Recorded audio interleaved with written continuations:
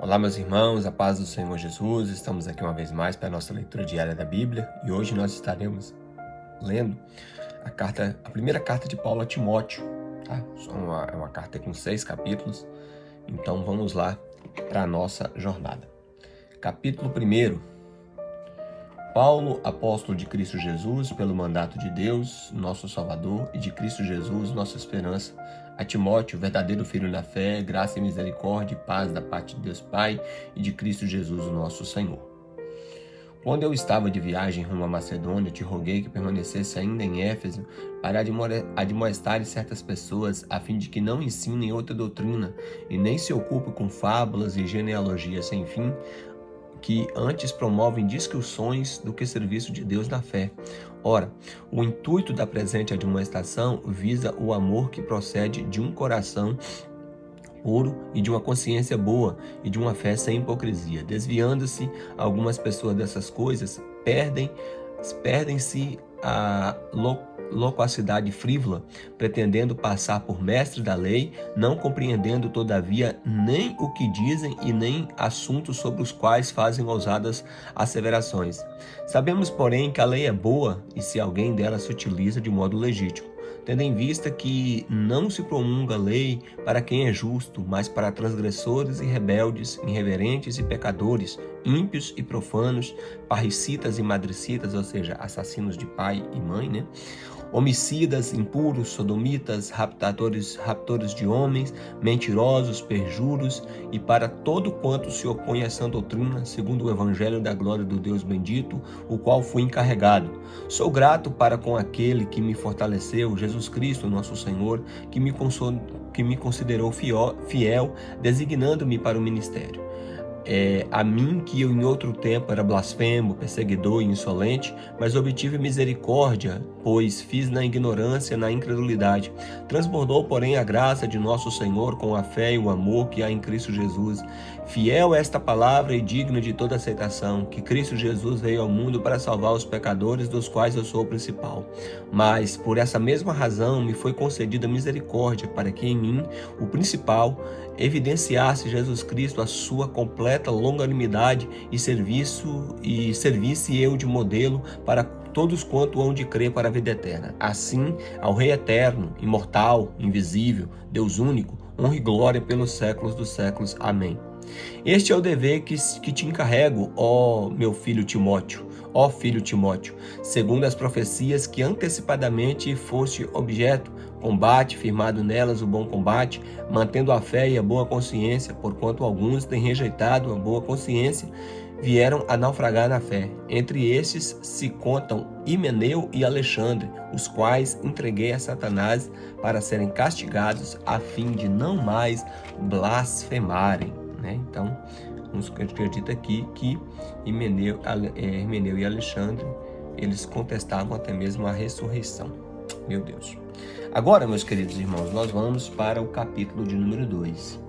Antes de tudo, pois, exorto que se pratique súplicas, orações, intercessões e ação de graças em favor de todos os homens, em favor dos reis e de todos que se acham investidos de autoridade, para que vivamos uma vida tranquila e mansa, com toda a piedade e respeito. Isto é bom e agradável diante de Deus, o nosso Salvador, o qual deseja que todos os homens sejam salvos e cheguem ao pleno conhecimento da verdade, porquanto há um só Deus e um só mediador entre Deus e os homens, Jesus Cristo, o homem, o qual a si mesmo se deu em resgate por todos, em testemunho de que se deve prestar em todos os tempos. Para isso fui designado pregador e apóstolo, e afirmo a verdade e não minto, mestre dos gentios na fé e na verdade. Quero, portanto, que os varões orem em todo lugar, levantando as mãos santas sem ira e sem animosidade.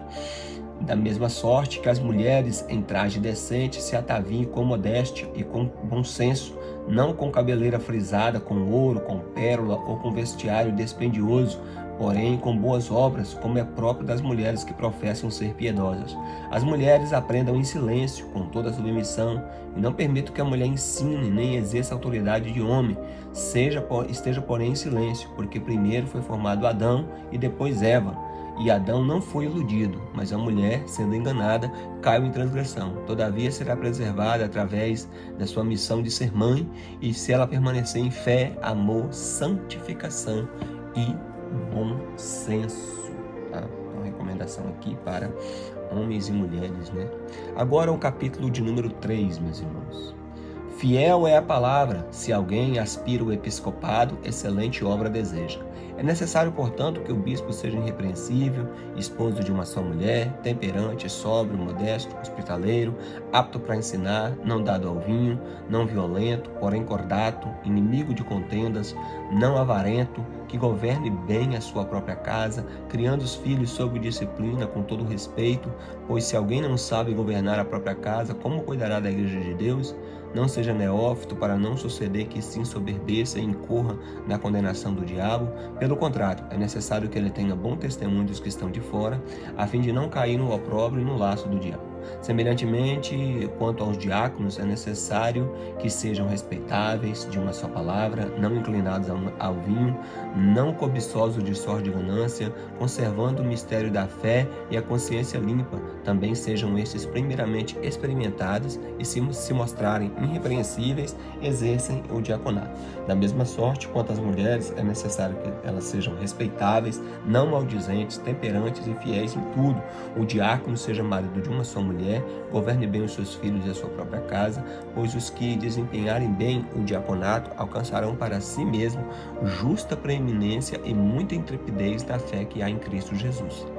Escrevo-vos essas coisas esperando e ver-te em breve, mas se eu tardar, fique ciente de como se deve proceder na casa de Deus, que é a igreja do Deus vivo, coluna e baluarte da verdade. Evidentemente, grande é o mistério da piedade, aquele que foi manifesto em carne, justificado em espírito, contemplado por anjos, pregado entre os gentios, crido no mundo e recebido acima na glória. Muitos acreditam que esse capítulo 3, versículo 16, era um hino da igreja primitiva. Amém, meus irmãos? Vamos para o capítulo 4 agora. Ora, o Espírito afirma expressamente que nos últimos tempos alguns apostatarão da fé por obedecerem a espíritos enganadores e a doutrina de demônios, pela hipocrisia dos que falam mentiras e têm cauterizado a própria consciência, que proíbe o casamento e exigem a abstinência de alimentos que Deus criou para serem recebidos com ações de graças pelos fiéis, porquanto conhece plenamente a verdade. Pois tudo que Deus criou é bom se recebido com ações de graças. Nada é recusável, porque pela palavra de Deus e pela oração é santificado. Expondo essas coisas aos irmãos, serás bom ministro de Cristo Jesus, alimentado com as boas palavras da fé e da boa doutrina que tem seguido. Mas rejeita as fábulas profanas e de velhas, caducas, exercita-te pessoalmente na piedade, pois o exercício físico para pouco é proveitoso, mas a piedade para tudo é proveitosa, porque tem promessa de vida, desde agora para a vida que há de vir. Esta é a palavra digna de inteira aceitação. Ora, é para esse fim que labutamos e nos esforçamos de sobremodo, porquanto temos posto a nossa esperança no Deus vivo, Salvador de todos os homens, especialmente dos fiéis. Ordena e ensina essas coisas. Ninguém te despreze a tua mocidade. Pelo contrário, torna-te padrão dos fiéis, na palavra, no procedimento, no amor, na fé, na pureza. Até a minha chegada, aplica-te à leitura, à exortação e ao ensino. Não te faças negligente para com o dom que há em ti, o qual te foi concedido mediante profecia com a imposição das mãos do presbitério. Medita essas coisas e nelas ser diligente, para que o teu progresso seja manifesto. Tendo cuidado de ti mesmo e da doutrina, continua nesses deveres, porque fazendo assim salvarás tanto a ti mesmo como aos teus ouvintes, né? Então, recomendações do apóstolo Paulo aí para o ministério de Timóteo. Agora o capítulo de número 5, meus irmãos. Não repreendas o homem idoso, antes exorta-o como pai, aos moços como irmãos, as mulheres idosas como mães, as moças como irmãs com toda a pureza. Honra as viúvas que verdadeiramente são viúvas, mas se alguma viúva tem filhos ou netos, que estes aprendam primeiro a exercer a piedade para com a própria casa e a recompensar os seus progenitores. Por isto é aceitável diante de Deus aquela, porém, que é verdadeiramente viúva, que não tem amparo, espera em Deus e persevera em súplicas e orações de dia e de noite. Entretanto, A que se entrega aos prazeres, mesmo viúva está morta. Prescreve, pois, essas coisas para que sejam irrepreensíveis. Ora, se alguém não tem cuidado dos seus, especialmente dos da sua casa, tem negado a fé e é pior do que o descrente. Não seja inscrita, senão viúva que conte ao menos 60 anos de idade, tenha sido esposa de um só marido, seja recomendada pelo testemunho de boas obras, tenha criado filhos, exercitado a hospitalidade, lavado os pés dos santos, socorrido os atribulados, se viveu na prática zelosa de toda boa obra. Mas rejeita as viúvas mais novas, porque quando se tornam levianas contra Cristo, querem casar-se, tornando-se condenáveis por anularem o primeiro compromisso. Além do mais, aprendam também a viver ociosas, andando de casa em casa, e não somente ociosas, mas ainda tagarelas e intrigantes, falando o que não convém. Quero, portanto, que as viúvas mais novas se casem, criem filhos, sejam boas donas de casa, não deem ao adversário ocasião favorável de maledicência, pois, com efeito, já algumas se desviaram seguindo a Satanás. De alguma crente tem viúvas em família, socorra-as e não fique sobrecarregada a igreja, para que esta possa socorrer as que verdadeiramente são viúvas. Devem ser considerados merecedores de dobrados honorários os presbíteros que presidem bem, com especialidade, os que se afadigam na palavra e no ensino, pois a Escritura declara: não amordaces o boi quando pisa o trigo, e ainda, o trabalhador é digno do seu salário. Não aceite denúncia contra o presbítero, senão exclusivamente sob o depoimento de 2 ou 3 testemunhas. Quanto aos que vivem no pecado, repreende-os na presença de todos, para que também os demais temam. Conjuro-te perante Deus e Cristo Jesus e aos anjos eleitos que guarde esses conselhos sem prevenção, nada fazendo com parcialidade. A ninguém imponhas precipitadamente as mãos, não se torne cúmplice dos pecados de outro, conserva a ti mesmo puro. Não continues a beber somente água, usa também um pouco de vinho por causa do teu estômago e das suas frequentes enfermidades. Os pecados de alguns homens são notórios e levam a juízo, ao passo que outros só mais tarde se manifestam. Da mesma sorte, também as boas obras antecipadamente se evidenciam, e quando assim não seja, não podem ocultar-se.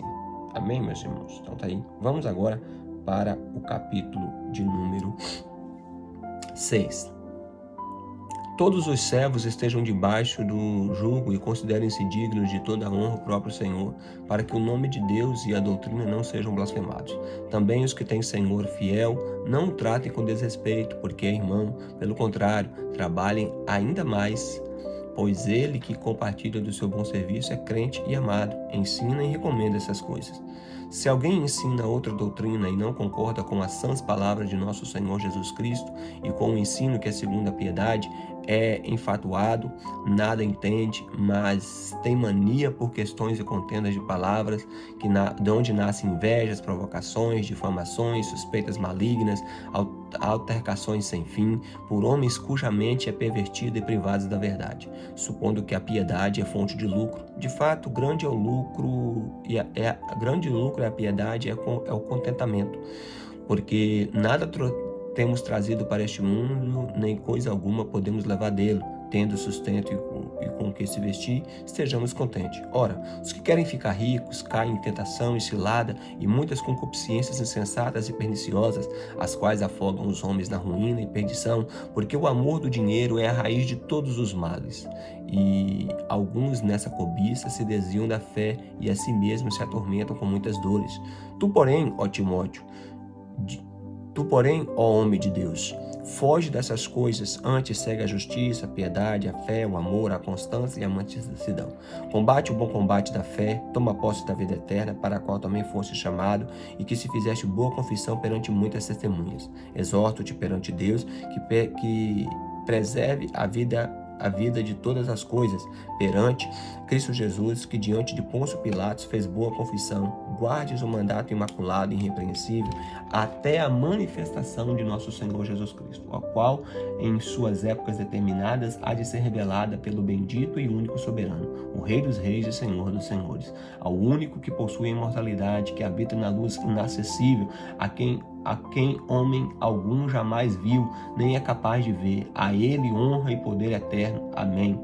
Exorta aos ricos do presente século que não sejam orgulhosos e nem depositem a sua esperança na instabilidade das riquezas, mas em Deus, que em tudo nos proporciona ricamente para o nosso aprazimento, que pratiquem o bem, sejam ricos de boas obras, generosos em dar a prontos e repartir, que acumulem para si mesmo tesouros sólidos, fundamentos para o futuro, a fim de se apoderarem da verdadeira vida. E tu, ó Timóteo, guarda o que lhe foi confiado, evitando os falatórios inúteis e profanos e as contradições do saber, como falsamente lhe chamam, pois alguns professando desviam-se da fé. A graça seja convosco.